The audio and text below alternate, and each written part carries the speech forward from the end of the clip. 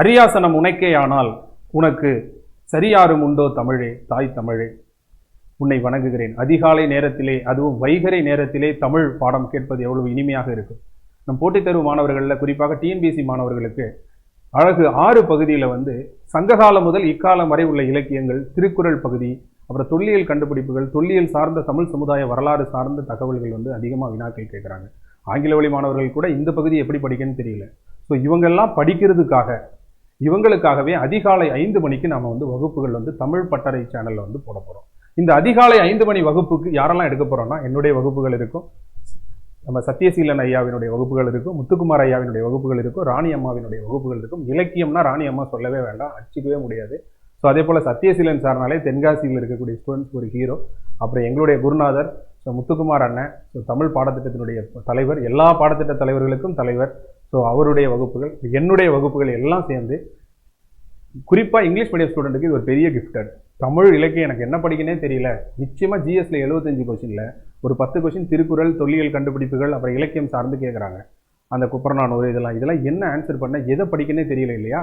நீங்கள் காலையில் 5 மணிக்கு கரெக்டாக ஒரு 15 நிமிஷம், ரொம்பலாம் இருக்காது, ஒரு 10லேருந்து 20 நிமிஷம் தான் கிளாஸ் இருக்கும்.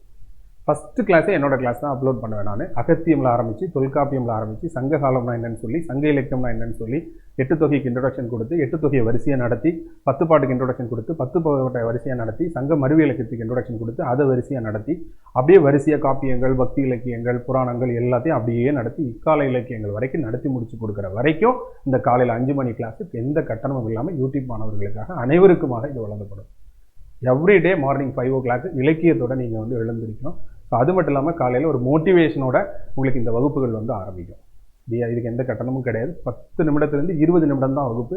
தினமும் இலக்கியம் படைப்போம், இலக்கியம் படிப்போம், இலக்கியம் படைப்போம். ஸோ இதுதான் இதனுடைய நம்மளுடைய இலக்காக வச்சுருக்கோம். யூனிட் 6க்கான தமிழ் இலக்கிய வகுப்பு இந்த 4 ஆசிரியர்கள் சேர்ந்து தினமும் காலையில் நம்ம எடுக்கிறோம். ஸோ இது எல்லாருமே காலையில் 5 o'clock ஈவினிங் நம்ம காலையில் 5 மணிக்கு நம்ம அட்டன் பண்ணிக்கலாம். வாரத்தில் 6 நாட்கள் வகுப்பு. 7வது நாளான ஞாயிற்றுக்கிழமை அன்னைக்கு காலையில் 5 மணிக்கு இதிலிருந்து தேர்வு. ஸோ இதுதான் இதனுடைய இந்த வகுப்பை பற்றிய விவரங்கள்.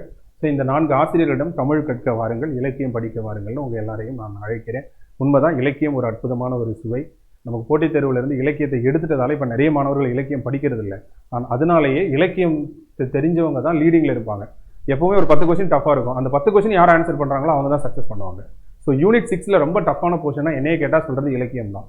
அந்த இலக்கிய பகுதியை நீங்கள் கவர் பண்ண ஒரே ஒரு அற்புதமான ஒரு வாய்ப்பு. ஸோ ஏப்ரல் 14ஆம் தேதியிலிருந்து காலையில் 5 மணிக்கு நீங்கள் கிளாஸ் அட்டன் பண்ணிக்கலாம். ஓகே, ஸோ இந்த அனௌன்ஸ்மெண்ட் நான் உங்கள்கிட்ட பண்ணணும்னு நினச்சேன், பண்ணிட்டேன்.